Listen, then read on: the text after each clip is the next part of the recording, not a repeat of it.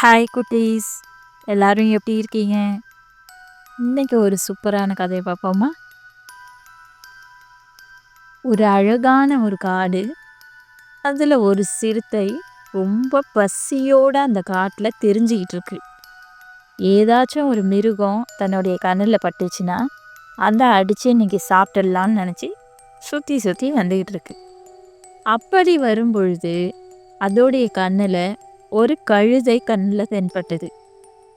அந்த கழுதையை இன்னைக்கு வேட்டையாடி நம்ம சாப்பிட்ருவோம் அப்படின்னு நினச்சிது. அப்படி அதுகிட்ட அடித்து சாப்பிட்லான்னு நினச்சி போகும்போது அந்த கழுதை கண்டுபிடிச்சிருச்சு. இந்த சிறுத்தை நம்மளை வேட்டையாடுறதுக்கு தான் இன்னைக்கு வந்திருக்கு அப்படின்றத கழுதை கண்டுபிடிச்சிருச்சு. கண்டுபிடிச்சிட்டு டக்குன்னு ஒரு ஐடியா பண்ணுது.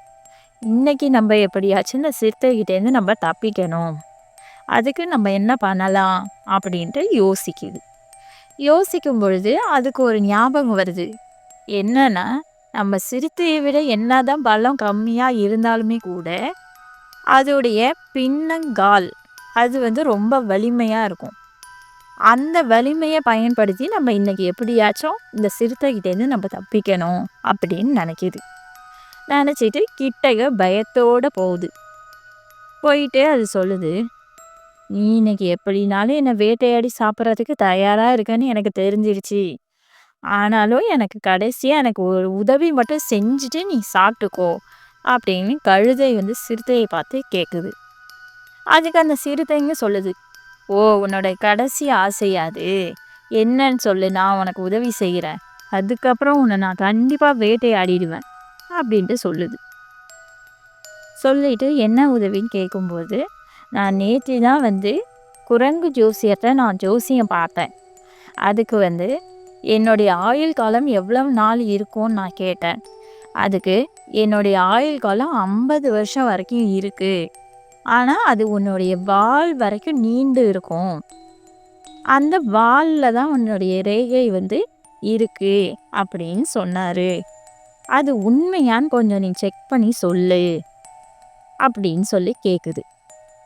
கேட்டதுக்கு அந்த சிறுத்தை, உன்னோடைய வாலில் ரேகை ஆயில் அதிகமாக இருக்கான்னு பார்க்கணும், அவ்வளோதானே, நான் பார்த்து சொல்கிறேன் அப்படின்னு சொல்லிட்டு அந்த சிறுத்தையும் போய் பின்னாடி சைடு போய் அதோட வாலை பிடிக்குது.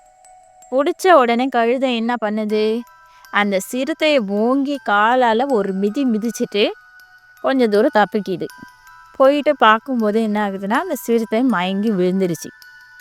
அப்பா கொஞ்ச நேரம் இது மயக்கத்தில் இருக்கும்போதே நம்ம எப்படியாவது தப்பிச்சு ஓடிடுவோம்னு சொல்லி அந்த இடத்த விட்டு ஓடி போயிடுச்சு கழுதை. ஸ்டோரி முடிஞ்சிருச்சு. இந்த ஸ்டோரி மூலமாக நம்ம கற்றுக்கக்கூடிய விஷயம் என்ன அப்படின்னா, நம்மளுடைய எதிரியாகட்டும், நம்மளுக்கு எதிரில் யாராச்சும் நம்மள்ட்ட போட்டியிடுறவங்களா இருந்தாலும் சரி, நம்மளோட வலிமையாக பலசாலியாக இருக்கலாம். ஆனால் நம்மளுடைய புத்தியை, அறிவை கொஞ்சம் நம்ம தீட்டினோன்னா நம்மளும் அவங்கள ஈஸியாக நம்மளால் ஜெயிக்க முடியும் அப்படின்றது தான் இந்த கதை மூலமாக நம்ம சொல்லக்கூடிய ஒரு செய்தி. இதே மாதிரியே குட்டீஸ், நீங்களும் நம்ம பலசாலிக்கிட்ட மோதுறோமே, நம்ம தோற்றுருவோமோ அப்படின்னு நினைக்காம, கண்டிப்பாக நம்மளுக்கும் ஒரு சக்தி ஏதாச்சும் இருக்கும். அந்த சக்தி என்னன்றது நம்ம கண்டறிஞ்சு நம்ம அதுபடி செயல்பட்டோன்னா நம்ம எதுவாக இருந்தாலும் நம்ம லைஃப்பில் சக்ஸஸ் ஆகுவோம் அப்படின்றத நீங்கள் தெரிஞ்சுக்கிட்டு அதன்படி செயல்படணும் அப்படிங்கிறது தான் இது மூலமாக நம்ம சொல்லக்கூடிய ஒரு நியூஸ். இந்த கதை எல்லாருக்குமே பிடிச்சிருக்கும்னு நினைக்கிறேன். எல்லாருக்குமே ஷேர் பண்ணுங்கள், நம்ம சேனலையும் சப்ஸ்கிரைப் பண்ணுங்கள், அந்த கூடவே அந்த பெல் ஐக்கானை அதையும் கிளிக் பண்ணிடுங்க குட்டீஸ். பாய் குட்டீஸ்.